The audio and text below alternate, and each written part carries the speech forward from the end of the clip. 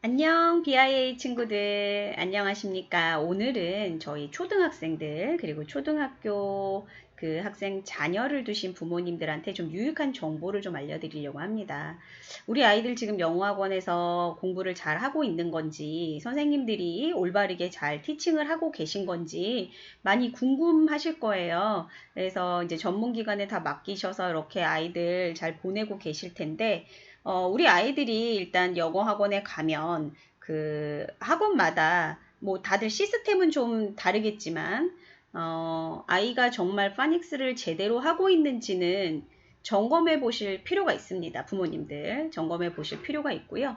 그냥 단순하게 통째로 암기를 해서 이 아이가 그거를 그냥 부모님 앞에서 암기한 거를 외워서 얘기를 하는지, 아니면 잘 모르는 단어를 갖다 줬을 때도 그거를 그 파닉스의 규칙대로 읽는지, 그거를 한번 좀 점검을 한번 해봐 주세요, 어머님들. 파닉스는 왜 중요하냐면요. 저희 그 실제 예예요. 저희 학생들 중에서도 중학생들, 고등학생들 다 있지만, 초등학교 때 이제 학생들한테 특히 단어에 취약한 학생들이 있거든요.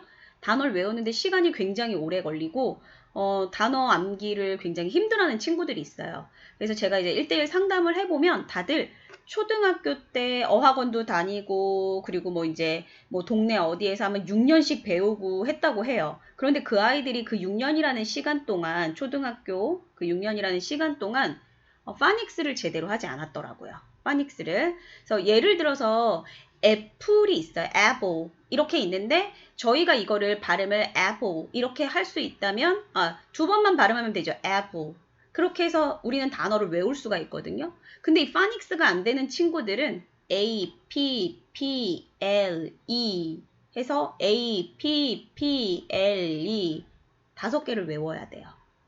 근데 단어가 이렇게 5개만 있는 것이 아니잖아요. 그쵸? 철자상에 철자가 5개만 있는 게 아니고, 중학교, 고등학교 가면 굉장히 긴 단어들이 많은데, 그거를 언제 다 C, O, N, V, E, R 이걸 어떻게 외울 수 있을까요? 그 수많은 단어들을. 우리 고등학생이 되면은 단어들을 5만, 6만, 7만 이렇게를 외워야 되는데, 파닉스를 모르는 상태에서 정말 외우는 친구들이 있어요. 그러니까 기초가 안 돼 있는 거죠.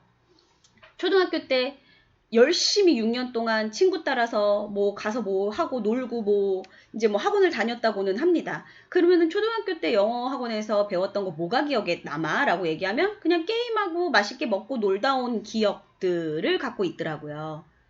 그러니까 파닉스를 제대로 배우지 못한 친구들이 생각보다 많아요. 생각보다 많고, 그리고 제대로 지도를 안 해주시는 선생님들도 생각보다 많으신 것 같아요.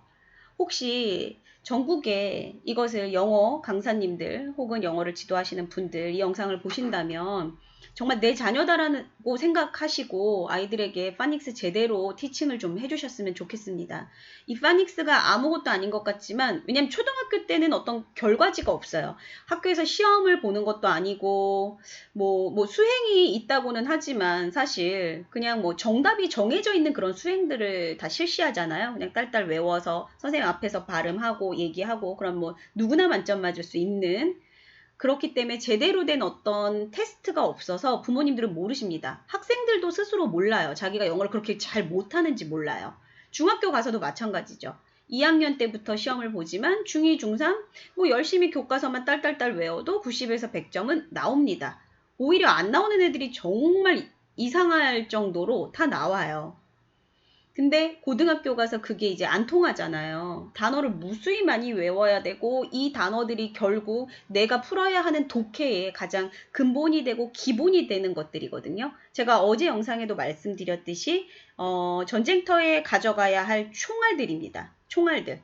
근데 파닉스가 안 돼 있는 학생들은 제가 조금 전에도 얘기했듯이 단어를 철자 하나하나를 다 외워야 되는 거예요. C, O, N, V, S, I, A, 뭐 이런 식으로 쭉 외워야 되는 거죠. 돌아서면 다 까먹겠죠. 그쵸? 하루에 50개에서 100개 혹은 200개의 단어를 외워야 하는 고등학생인데, 그렇게는 절대 외울 수가 없겠죠.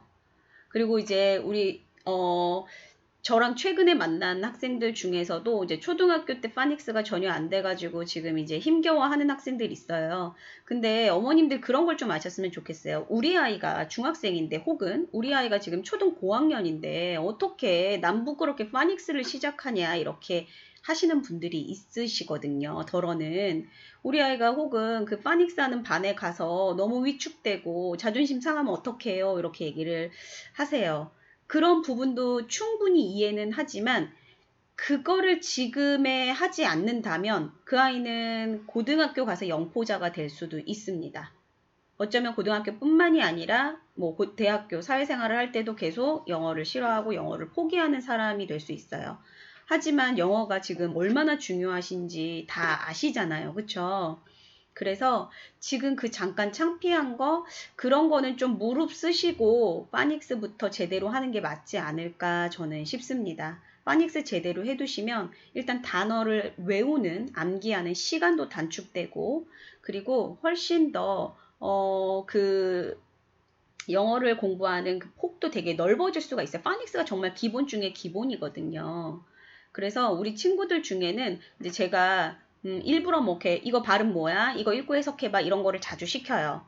물론 이런 거에 시킨다고 해서 되게 스트레스 받는 친구들도 있어요. 그런데 제가 시켜보지 않으면 사실 알 수가 없기 때문에 저는 반드시 점검을 합니다. 그리고 전날 배웠던 것들을 반드시 리뷰 테스트를 해서 이 아이가 정말 이해를 제대로 했는지 그래서 계속 누적 복습을 훈련하고 있거든요. 근데 이거를 초등학교 때부터 계속 이렇게 시키면 나중에 중학교, 고등학교 때 이게 힘들지 않아요. 내 몸에 완전히 이것이 체득이 됐기 때문에 힘들지가 않습니다. 근데 이렇게 학습을 하지 않다가 갑자기 고등학교에서 하려니 너무 힘든 거예요. 너무 힘든 거죠. 그래서 부모님들, 우리 아이들 이제 뭐 굉장히 뭐 유명한 어학원에 보내놨어요. 뭐 어디에 보냈어요. 뭐 대기가 몇 명인데 정말 간신히 들어갔어요. 예, 다 좋습니다. 정말 그 기관들이 아이들을 제대로 영어 지도를 하고 있는지를 보시려면 초등부는 특히 파닉스 제대로 읽는지 확인해 보십시오. 통문장을 딸딸딸 그냥 암기해서 이 아이가 외우는 건지 아니면 정말 그 규칙을 알고 하는 건지 꼭 확인을 해주세요. 그리고 이 아이들이 배운 그 학습 내용들을 그 학원에서 테스트를 해주는지 그냥 월말평가 이런 거는 어쩌면 부모님들한테 보여드려야 하기 때문에 모든 학원들에서 할 거예요. 아마 뭐 영상도 찍어서 보내고 뭐 월말평가지 보내고 이런 거는 분명히 할 겁니다. 근데 정말 그날 배운 것들을 확인을 해 주시고 이 아이가 부족한 게 뭔지 이렇게 피드백 해 주시는지 그런 것들을 좀 점검할 필요가 있으실 것 같아요. 뭐 갑자기 막 1, 2년 지났다가 너 지금 공부하고 있는 거야? 뭐야? 이렇게 잔소리 하시고 아이랑 괜히 사이 틀어지지 마시고 그냥 아이들 뭐 단어 좀 생소한 단어 같은 거 그런 것들 한번 주면서 이거 어떻게 읽어야 돼? 근데 아이가 B로 시작하는 단어인데 첫 글자부터 뭐 크 사운드를 낸다든지 스 사운드를 낸다든지 그거는 조금 의심을 해보셔야 되겠죠. 그쵸? 그래서 파닉스는 정말 중요하다. 그 파닉스로 뭘 한다? 단어 암기를 한다. 그 단어 암기들이 쌓이고 쌓여서 뭐를 잘할 수 있다? 독해를 잘할 수 있다. 결국 고등학교에서 여러분들 뭐 어법 정말 중요하죠. 어법도 중요하고 독해, 그쵸? 독해 싸움이죠, 사실은. 결국 수능도 그렇고 네, 그렇기 때문에 단어가 기본이 돼야 된다. 지금 우리 아이가 고학년인데 파닉스가 안 돼 있다면 부끄러워하지 마시고 아이를 지도하시는 선생님들에게 부탁을 하셔도 좋고요. 아니면 이 문제가 너무 시급한 것 같다. 나는 그러면 1대1 가외를 하시는 것도 저는 좋을 것 같아요. 왜냐하면 이 아이가 예를 들어 5학년, 6학년이에요. 근데 파닉스 반들은 사실 저학년 아이들이거든요. 근데 아이가 그걸 너무 창피해하고 엄마도 이 부분에서 너무 자존심이 상하신다 하시면 1대1로 붙여주세요. 1대1로 붙여서 반드시 파닉스 마스터할 수 있게 해주셔야 됩니다. 아니면 나는 우리 아이도 그렇고 나도 그렇고 배우는 거에 있어서 난 굉장히 오픈마인드다. 5학년이고 6학년이지만 뭐 2, 3학년들이랑 배우는 거 상관없다. 1, 2학년들과 배우는 거 상관없다. 아, 너무 좋죠. 그러시다면 그 아이 파닉스부터 그 클래스에서 기초반에서 시작하시는 게 맞습니다. 학년별로 가는 게 아니라 사실 외국어는 수준별로 가야 하는 게 맞아요.